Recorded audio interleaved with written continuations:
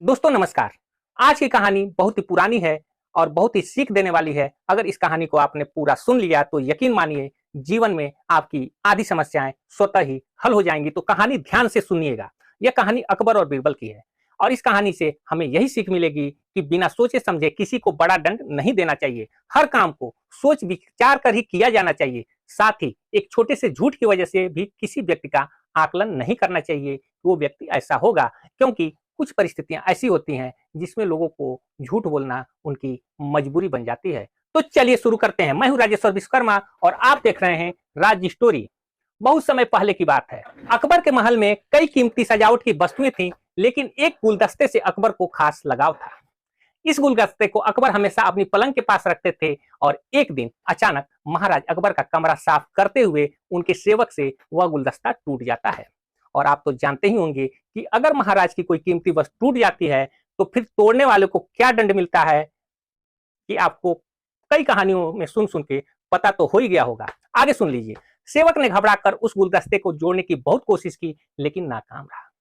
हार कर उसने टूटा गुलदस्ता कूड़ेदान में फेंक दिया और दुआ करने लगा कि इस बारे में राजा को कुछ भी पता ना चले। लेकिन आगे देखिए दोस्तों, होता क्या है। कुछ देर बाद महाराज अकबर जब महल लौटे तो उन्होंने देखा कि उनका प्रिय गुलदस्ता अपनी जगह पर नहीं है। राजा ने सेवक से उस गुलदस्ते के बारे में पूछा तो सेवक डर के मारे कांपने लगता है। सेवक को जल्दी में कोई अच्छा बहाना नहीं सूझता है तो उसने कह दिया कि महाराज, उस गुलदस्ते को मैं अपने घर पर ले गया हूं ताकि अच्छे से साफ कर आपके पास वापस कर सकूं। यह सुनते ही अकबर बोले, मुझे तुरंत वो गुलदस्ता ला कर दो। मेरा प्रिय गुलदस्ता तुम अपने घर कैसे लेके चले गए? तुरंत मुझे गुलदस्ता चाहिए। अब तो सेवक के पास बचने का कोई रास्ता ही नहीं था। सेवक ने महाराज अकबर को सच सच बता दिया कि वो गुलदस्ता टूट चुका है। यह सुनकर राजा आग बबूला हो जाते हैं। क्रोध में राजा ने उस सेवक को फांसी की सजा सुना दी।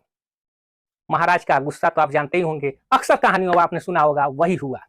राजा ने कहा, मैं झूठ बर्दाश्त नहीं करता हूं। जब गुलदस्ता टूट ही गया था तो झूठ बोलने की क्या जरूरत थी? तुम मुझे पहले बता देते तो मैं तुम्हें माफ भी कर देता, लेकिन तुमने गुलदस्ता तो तोड़ा ही और बाद में सच को भी छुपा लिया।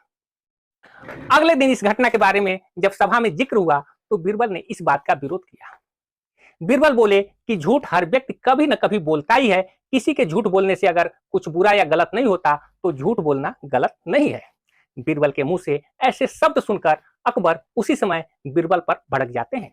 उन्होंने सभा में लोगों से पूछा कि कोई ऐसा है यहाँ जिसने झूठ बोला हो? सबने राजा को कहा कि नहीं, वो झूठ नहीं बोलते। यह बात सुनते ही राजा ने बीरबल को राज्य से निकाल दिया। अब आगे देखिए दोस्तों, अकबर के राज्य से बीरबल बाहर चले जाते हैं।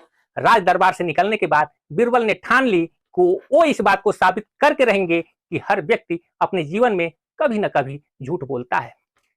बीरबल के दिमाग में एक तरकीब आई।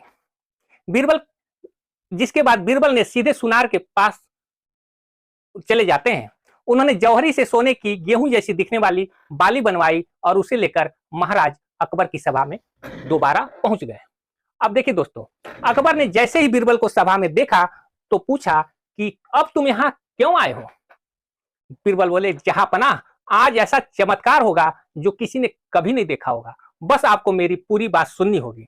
राजा अकबर और सभी सभापतियों की जिज्ञासा बढ़ गई और राजा ने बीरबल को अपनी बात कहने की अनुमति दे दी। अब आगे देखिए दोस्तों, कहानी बहुत ही रुचिकर है, आपको बहुत ही मजा आने वाला है। बीरबल बोले, आज मुझे वो रास्ते में एक सिद्ध पुरुष के दर्शन हुए।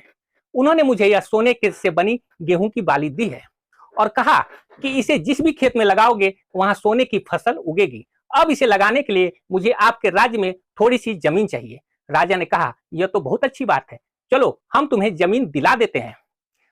अब बीरबल कहने लगे कि मैं चाहता हूं कि पूरा राज दरबार यह चमत्कार देखे। बीरबल की बात मानते हुए पूरा राज दरबार खेत की ओर चला गया। सभी लोग खेत में पहुंच जाते हैं। खेत पहुंचकर बीरबल ने कहा कि सोने से बनी गेहूं की बाली को, इस बाली से फसल तभी उगेगी जब उसे एक ऐसा व्यक्ति लगाए जिसने जीवन में कभी झूठ ना बोला हो। बीरबल की बात सुनकर सभी राज दरबारी खामोश हो गए और कोई भी गेहूं की बाली लगाने के लिए तैयार नहीं हुआ। राजा अकबर बोले कि क्या राज दरबार में कोई ऐसा व्यक्ति नहीं है जिसने अपने जीवन में कभी झूठ ना बोला हो? सभी खामोश थे। बीरबल बोले, जहांपनाह, अब आप ही इस बाली को खेत में रोप दीजिए। बीरबल की बात सुनकर महाराज का सिर झुक जाता है। उन्होंने कहा, बचपन में मैंने भी कई झूठ बोले हैं, मैं इसे कैसे लगा सकता हूँ। इतना कहते ही बादशाह अकबर को यह बात समझ में आ गई कि बीरबल सही कह रहे थे कि इस दुनिया में कभी न कभी सभी झूठ बोलते हैं। इस बात का एहसास होते ही अकबर उस सेवक की फांसी की सजा को रोक देते हैं और उसे ससम्मान मुक्त कर देते हैं और ढेर सारा इनाम भी देते हैं कि तुमको जो कष्ट हुआ मेरे व्यवहार से, उसके लिए क्षमा प्रार्थी हूं। तो देखा दोस्तों, बीरबल ने थोड़ी सी बुद्धिमानी लगा के किस प्रकार से अकबर की आंखें खोल दी और छोटी सी गलती की एक बड़ी सजा देने से या बड़ी सजा का देने वाले पाप को होने से अकबर को बचा लिया। नहीं तो यह तो एक पाप ही होता कि छोटी सी गलती, भाई कोई फूलदान टूट गया, किसी को जान से मारने का अधिकार भी अकबर को किसने दे दिया। लेकिन वो राजा है, कुछ भी कर सकते हैं, फांसी की सजा दे दी। भाई छोटी सी गलती फांसी की सजा, ऐसा नहीं होता है। बड़ी गलती हो, कोई बड़ी बात हो तो फांसी की सजा सही है, लेकिन छोटी छोटी गलतियों के लिए फांसी की सजा। आपको क्या कहना है दोस्तों, कमेंट करके बताइएगा। और इस कहानी से आपको क्या सीख मिली? मेरे अनुसार बिना सोचे समझे किसी को बड़ा दंड नहीं देना चाहिए। हर काम को सोच विचार कर ही किया जाना चाहिए। साथ ही एक छोटे से झूठ की वजह से किसी व्यक्ति का आकलन भी नहीं किया जाना चाहिए कि वो फलाने झूठ बोला है तो बहुत बड़ा ऐसा होगा, चोर होगा, उचक्का होगा या अपराधी होगा। ऐसा कुछ भी नहीं है, क्योंकि कुछ परिस्थितियों में हर व्यक्ति कहीं ना कहीं झूठ बोल ही देता है। तो अगर ये कहानी आपको अच्छी लगी तो इस चैनल को एक बार सब्सक्राइब कर बेल आइकन का बटन जरूर दबा दीजिए। इस वीडियो को लाइक करिए। कहानी खराब लगी हो तो डिसलाइक मार दीजिए, क्या दिक्कत है। लेकिन देखिए जरूर हमारे चैनल, हमारे वीडियो को, और अपने दोस्तों मित्रों को भी शेयर कर दीजिए, क्योंकि हम रोज एक कहानी आपको सुनाते रहते हैं। और फिर मिलते हैं अगली कहानी में। तब तक के लिए जय हिंद, जय भारत।